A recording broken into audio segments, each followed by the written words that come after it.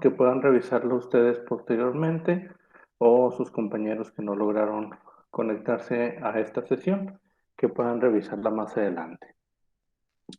Entonces les comentaba, en esta sesión tenemos la continuación del bloque 4, genética molecular y biotecnología. Sin embargo, vimos prácticamente completo los temas: estructura de ADN y ARN, técnicas de ADN recombinante, es decir, el tema de ingeniería genética, y la parte de bioética. Prácticamente en la sesión anterior cubrimos todo lo que se ve en estas 2 semanas. Únicamente me gustaría compartirles ahorita una línea del tiempo que les puede servir como base para la actividad que tienen a realizar esta semana, explicarlo un poquito, y también adelantar, si les parece, el siguiente tema, que es la parte de reproducción y ciclo celular, con la finalidad de ir pues un poquito, digamos, tal vez no una semana completa, pero sí al menos media sesión adelante. En las siguientes sesiones estaríamos terminando con reproducción y ciclo celular, y tendríamos todavía tiempo para dar un repaso a lo que hemos visto a lo largo de este tetramestre, con la finalidad de que ustedes puedan elaborar su trabajo final. Hasta ahorita no se tiene eh, contemplado que sea un examen, sino más bien es un trabajo. Y también, para comentarles, están publicadas ya las actividades de puntos extra y las actividades de recuperación,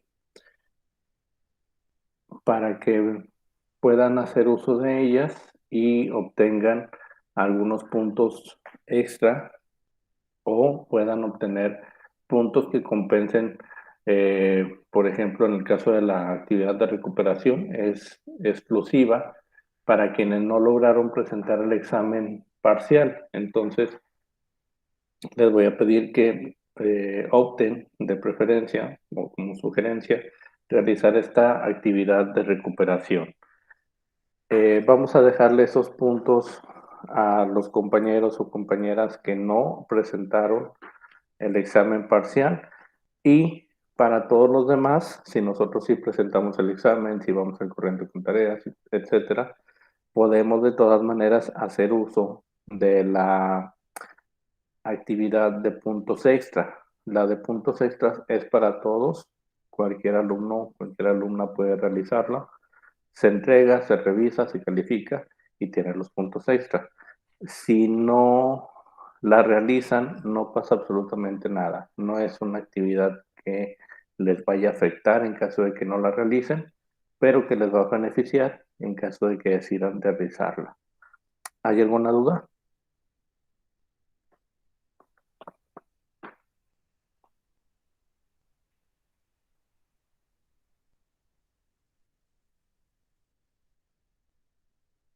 Muy bien, gracias Dylan, gracias Mónica.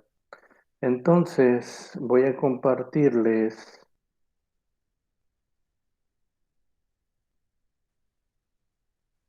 mi pantalla para revisar una línea del tiempo sobre el descubrimiento de la doble hélice del ADN, y luego revisamos también una línea del tiempo de los avances que han surgido a partir del descubrimiento del ADN. Permítanme un segundo.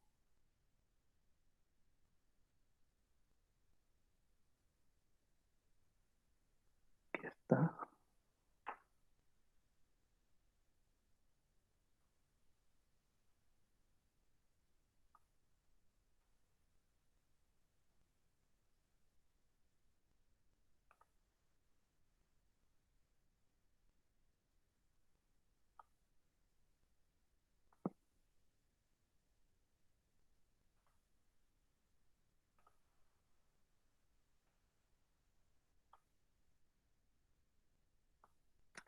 Muy bien. Entonces, como pueden ver aquí en pantalla, tengo una línea del tiempo desde los inicios hasta lo más reciente, que sería en 1953, con Watson y Francis, quienes pues descubren ya al final esta doble hélice del ADN. Pero esto inicia desde 1968 con Johann Friedrich Miescher. Fue un biólogo y médico suizo que de los núcleos de los leucocitos purificó una sustancia rica en fósforo y nitrógeno, a la que llamó nucleína, pero como esta no contenía azufre y era resistente a la proteasa, no era una proteína. Entonces recordemos que eh, una de las características del ADN son sus bases nitrogenadas, es decir, bases que tienen nitrógeno y que tienen también fósforo para poder unir a los nucleótidos. Posteriormente, en 1885, Ludwig Karl Martin Leonhard Albert Kosser, quien fue un investigador y médico alemán que identificó y nombró entre 1885 y 1901 las bases nitrogenadas que son constituyentes de los ácidos nucleicos, perdón. La adenina, la citosina, la guanina, la timina y el uracilo, aunque este último no formaba parte de las bases nitrogenadas del ADN, sino del ARN. En 1889, Richard Allman fue un patólogo e histólogo alemán que perfeccionó los sistemas de purificación de Mitchell, eliminando así los contaminantes de proteínas que la nucleína contenía, bautizando al resto como ácido nucleico. Hubo un lapso de tiempo en que no hubo un gran avance debido a diferentes cuestiones, por ejemplo, conflictos armados, entre otras situaciones que pausaron la investigación. Fue hasta 1929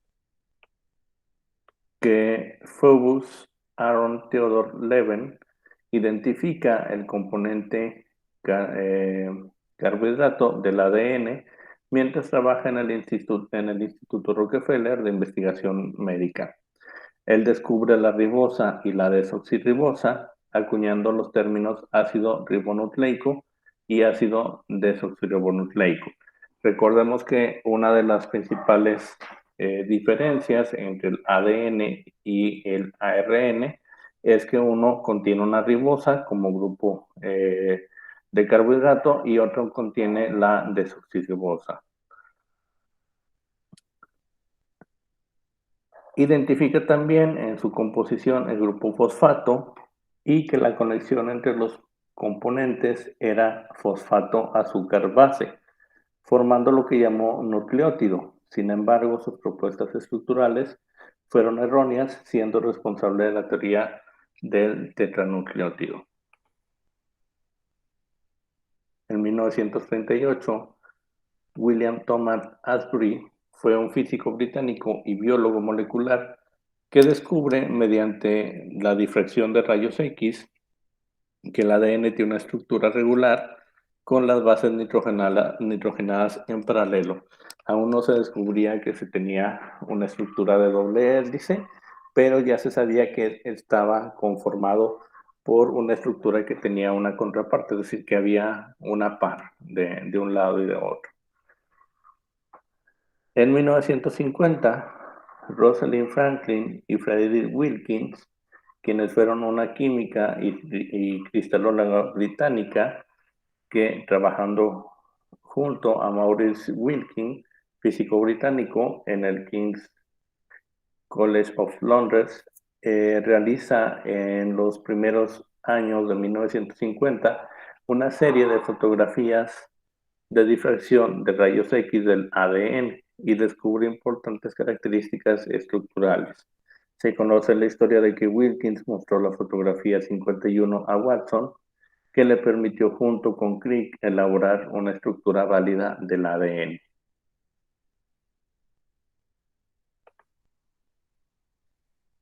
En 1950, el bioquímico investigador austriaco emigrado a Estados Unidos, que descubre que la composición de diferentes muestras de ADN sigue una regla. Hay tanta citosina como guanina y hay tanta timina como adenina. Las conocidas desde entonces como reglas de Chargaff, ATGC. Recordemos que en la estructura del ADN, siempre que tenemos una adenina, va a estar emparentada, va a estar conjunta con una timina, y siempre que tenemos una guanina va a estar unida a una citosina, independientemente del lado de la cadena que esté, siempre va a estar uniéndose la A con la T, la G con la C, ayudando así a entender la estructura molecular del ADN.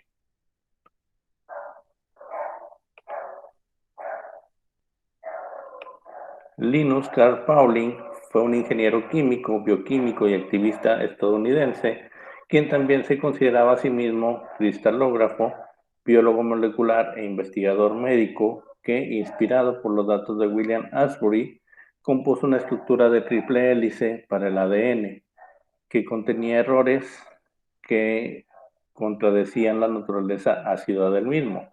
Es decir, todavía en 1953 se tenía una idea de que tenía tres hélices el ADN, y fue más adelante cuando Watson y Crick publicaron su estructura en 1953. Su trabajo se menciona a veces como el artículo más importante de la ciencia biológica de la historia, porque se devela la naturaleza del material hereditario y porque la elegancia del modelo revela el funcionamiento del ADN.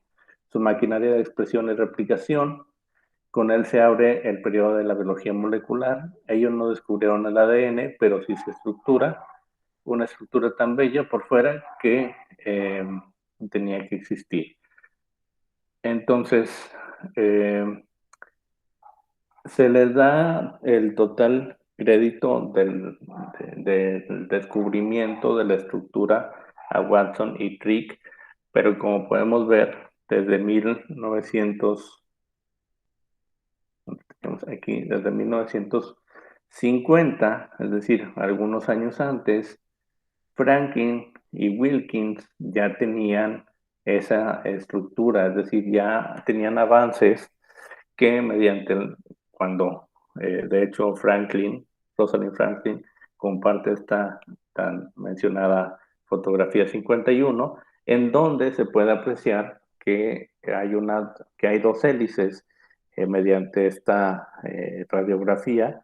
Entonces, a partir de ahí es donde Watson y Crick derivan o definen cuál es la estructura del ADN. Entonces, a veces únicamente se menciona a Watson y a Crick, pero a veces se menciona a los tres: Watson, Crick y Rosalind Franklin. Entonces, este es un ejemplo que les quería mostrar sobre la actividad que tienen para esta semana. Es una línea del tiempo y también un cuadro que deben de realizar. Están ya publicadas las actividades y también está un documento en el cual se pueden basar para realizarlas.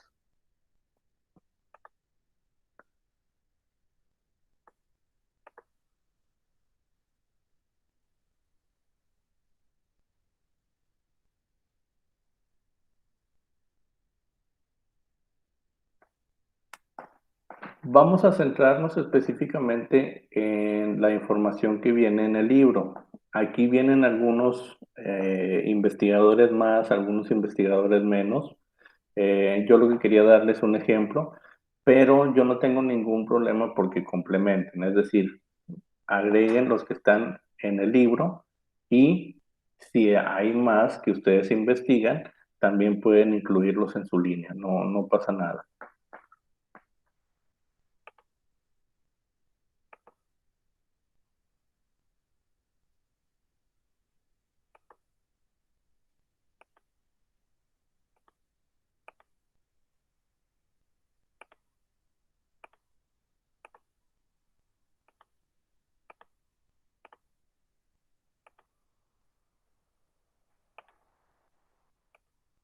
Muy bien. ¿Alguna otra duda? No, está bien. Ok, gracias, Dylan. Entonces, como les comentaba, me gustaría adelantar una parte de la sesión de la siguiente semana para poder tener tiempo de dar un repaso en la siguiente sesión a los temas que revisamos a lo largo del trimestre. Eh, Principalmente por la cuestión que, bueno, yo no estuve con ustedes desde el inicio del tetramestre y me interesa que se refuercen, principalmente para la realización de su trabajo final. Entonces, vamos a revisar un poquito del tema de reproducción celular, ciclo celular.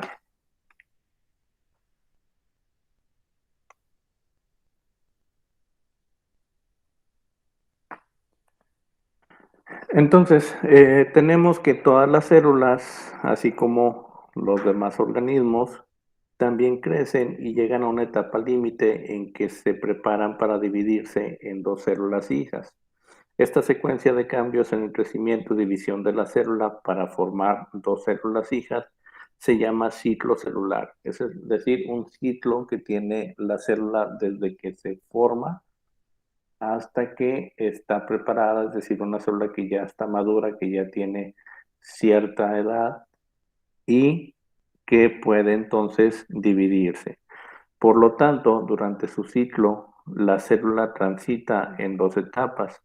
Una es la de crecimiento y la otra es en la que se divide. La etapa de crecimiento se denomina interfase.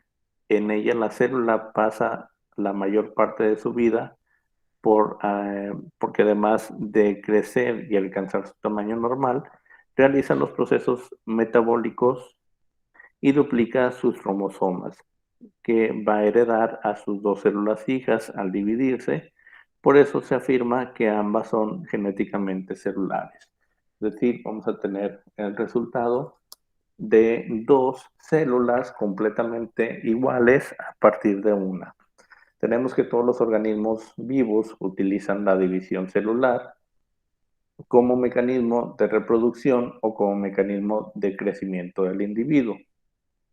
Los seres unicelulares, por ejemplo, las bacterias, protozoarios y demás, utilizan la división celular para la reproducción y perpetuación de la especie.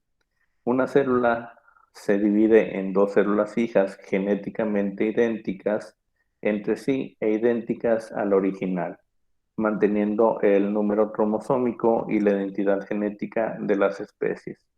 Tenemos, por ejemplo, aquí en el diagrama una célula original, digamos que es una amiba, este, que está viva, está realizando todos los procesos metabólicos, se está alimentando, está creciendo, está realizando su anabolismo, su catabolismo, todo lo que tiene todo lo que realiza un ser vivo.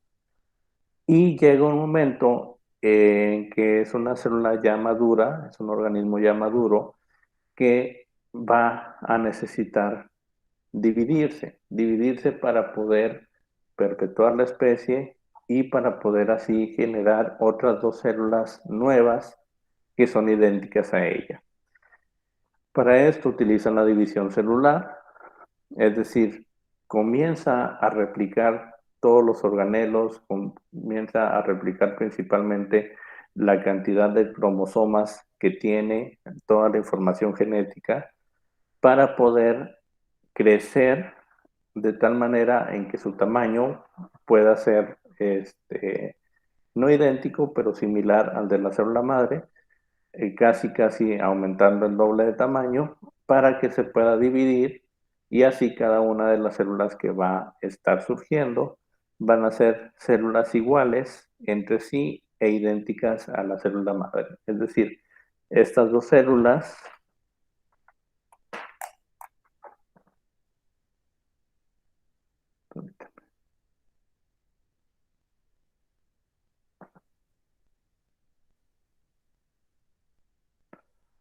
estas dos células son idénticas entre sí. son iguales, tienen la misma carga genética, los mismos organelos, la misma información genética, es una idéntica a otra. Y ambas son iguales a la célula madre, es decir, a la célula de donde se originaron.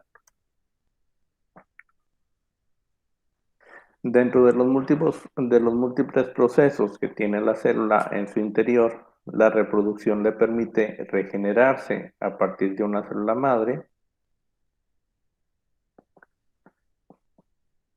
Se van a originar dos células mediante el proceso conocido como la mitosis y que permite regenerar tejidos, nuestro crecimiento corporal o simplemente poder reemplazar día a día todas aquellas células que se van muriendo. Nosotros en nuestro cuerpo tenemos una cantidad inmensa de células, desde nuestra piel, nuestro hígado, nuestros pulmones, todos nosotros como seres vivos pluricelulares o multicelulares, tenemos células, así sea en nuestro cabello, en nuestra boca, en el ojo, en todos nuestros órganos. Entonces, conforme vamos creciendo, pues estas células están vivas igual que nosotros, por lo tanto, realizan funciones esenciales, tienen su metabolismo, su anabolismo, todo lo demás. Entonces, va a haber algún momento, por ejemplo, cuando nosotros dañamos nuestra piel, digamos, nos hicimos una raspadura en la piel, ¿qué va a pasar ahí? Pues las células que se dañaron van a morir. Sin embargo, mediante este proceso se van a estar generando nuevas células, es decir, van a surgir células nuevas a partir de las existentes que van a ir reemplazando a esas células que murieron cuando nos dañamos. Simplemente en nuestro cuerpo mueren, millones de células al día, entonces este proceso es continuo. Llega un punto en que las células de nuestro cuerpo ya están maduras y comienzan a crecer para aumentar nuestro tamaño, para aumentar nuestro volumen o simplemente para estar reemplazando esa muerte celular que está programada ya en nuestro cuerpo.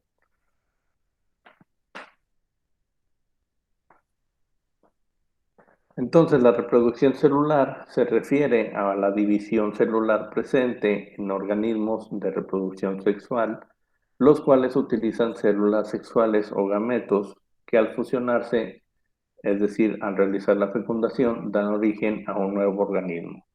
Esto es exclusivamente para las células sexuales, por ejemplo, los gametos como espermatozoides u óvulos. ¿Cómo podemos diferenciar esto? Bueno, la reproducción sexual se va a dividir primero en organismos eucariotas. Recordamos que un organismo eucariota es aquel que no tiene un núcleo definido, por ejemplo, las bacterias. Entonces, ¿cómo se van a estar reproduciendo las bacterias? Una bacteria ya existente se va a estar dividiendo en dos para estar reproduciéndose, para estar generando una mayor cantidad de ellas.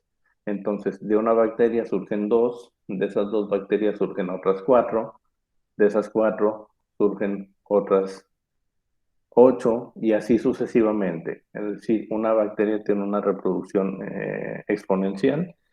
De cada una de las células va a estar surgiendo dos más. Entonces, esto es mediante la fisión binaria, es decir, en que la bacteria se divide en dos células iguales, idénticas a la célula madre. En el caso de las células procariotas, como nosotros, en organismos como nosotros, que tenemos células con núcleo definido, tenemos dos tipos de reproducción celular. La somática, que se lleva mediante la mitosis, que es la que veíamos aquí en esta parte, una célula madre que se va a ir diferenciando y luego estas células pues van a estar replicándose. Y la reproducción sexual, que es mediante la meiosis, es decir, cuando se lleva a cabo la unión de dos gametos sexuales. Para el ciclo celular, un organismo pluricelular va a realizar la división celular mediante un mecanismo cíclico, el cual le permite el aumento del núcleo de células a partir de esas células para lograr una especialización y una funcionalidad concreta. Esto refiere a una secuencia de sucesos que conduce primeramente al crecimiento de la célula y posteriormente a la división en células hijas. Es decir, la célula se tiene que preparar, tiene este proceso de preparación en el cual, bueno, sigue funcionando normal, sigue realizando los procesos que necesite realizar, pero se va preparando para crecer y poder dividirse en dos.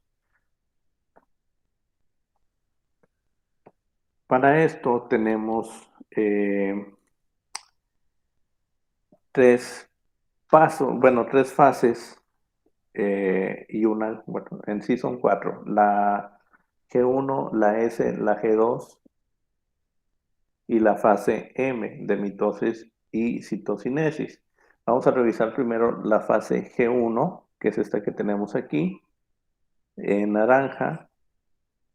En esta fase hay mucha actividad bioquímica, debido a que se va a estar sintetizando las diversas moléculas y estructuras que se encuentran en el citoplasma, es decir, generando nuevos organelos. La célula se va a estar nutriendo y creciendo. Cuando pasamos a la fase S, tenemos aquí la duplicación o replicación del ADN o del DNA. Y esta consiste en el periodo de síntesis del ADN. En esta fase se va a replicar el ADN y cada cromosoma se duplica. Las células que los contienen también duplican sus centriolos. Posteriormente, una vez que ya se lleva a cabo la replicación del ADN, tenemos la fase G2, la fase de preparación para la división celular. Es el segundo periodo de crecimiento. Hay un incremento en la síntesis de proteínas y la producción de nuevas estructuras para que posteriormente la célula inicie el proceso de división o mitosis, identificado con la letra M.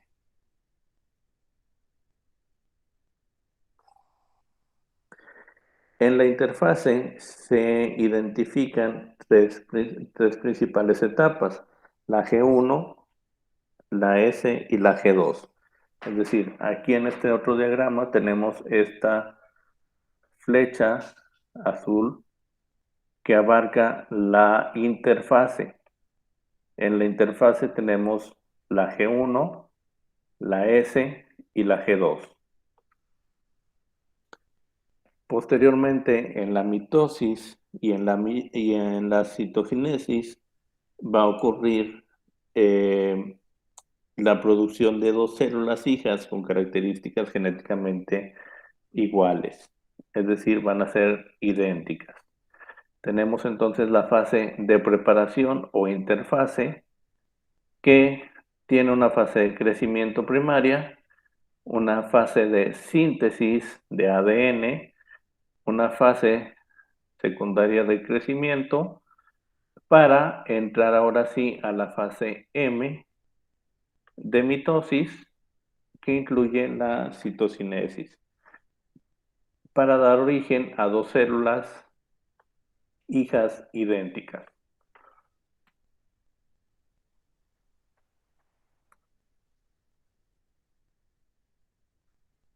Aquí podemos ver paso a paso: crecimiento y duplicación de organelos, diferenciación celular en la G1, posteriormente en la fase S de la duplicación del ADN y de centriolos, de forma que se van a constituir dos centrosomas que permanecerán juntos en las proximidades del núcleo.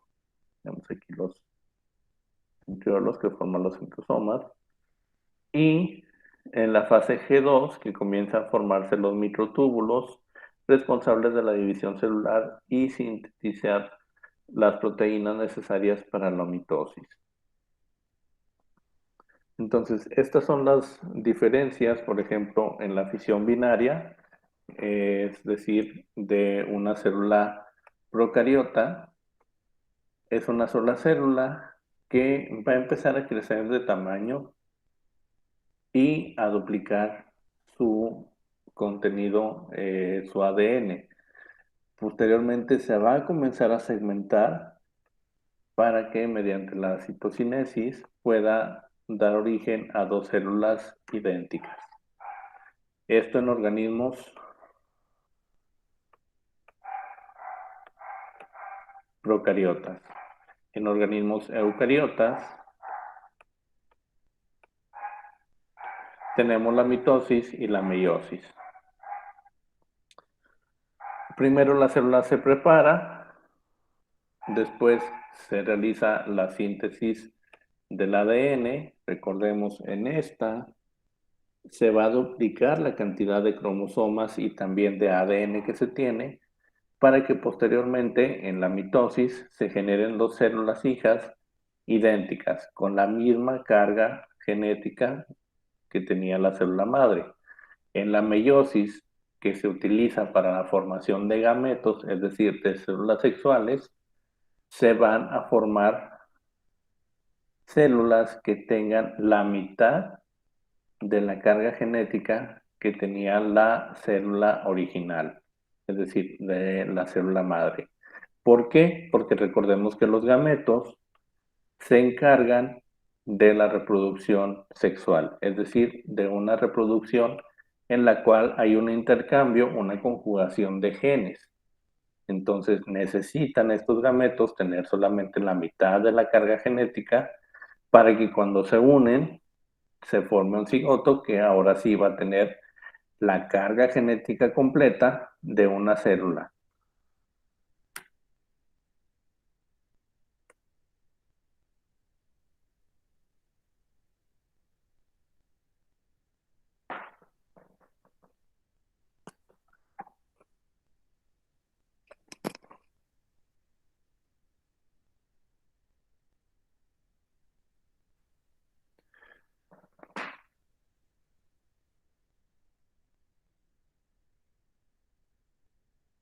Muy bien. Entonces, creo yo que para no terminar todo el tema y la próxima semana dar un repaso de lo que vimos ahorita y continuar, no nos queda mucho. Vamos a parar hasta aquí la sesión. Continuamos la siguiente ya con cada una de las que de los pasos a detalle de lo que pasa en cada en la mitosis y realizamos un repaso general, como les comentaba, con la finalidad de que vayan preparados para el trabajo final. Les comentaba, no se tiene contemplado que sea un examen, sino más bien un trabajo. Cualquier cosa yo les estaría avisando con anticipación, pero aún así me gustaría tener un repaso general de lo que vimos a lo largo del tetramestre para que estén preparados en cualquiera de las dos cosas que vayan a estar entregando como actividad final del tetra.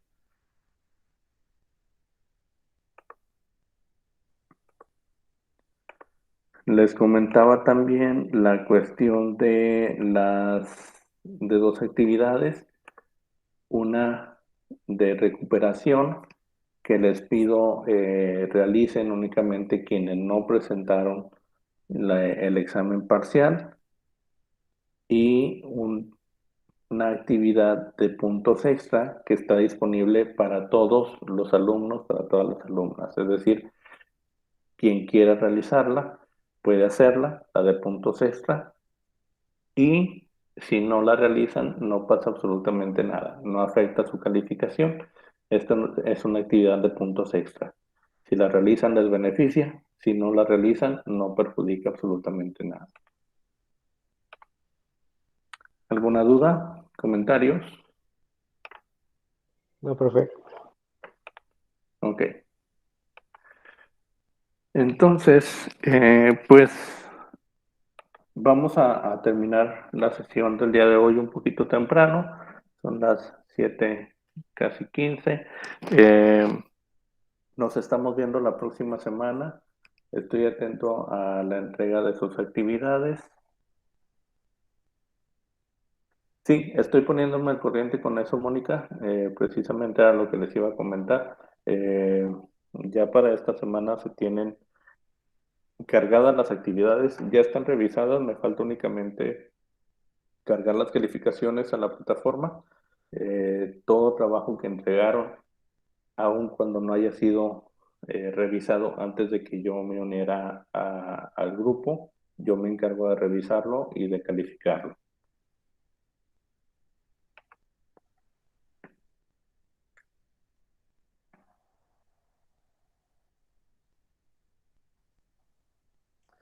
Muy bien. Entonces, pues si no hay más, vamos a seguir con el día de hoy. Muchos tuvieron asueto, quienes no, pues bueno, hay que seguir trabajando y pues preparándonos para el día de mañana que ya regresamos normal a las actividades. Espero que tengan una excelente noche. Nos vemos el próximo lunes.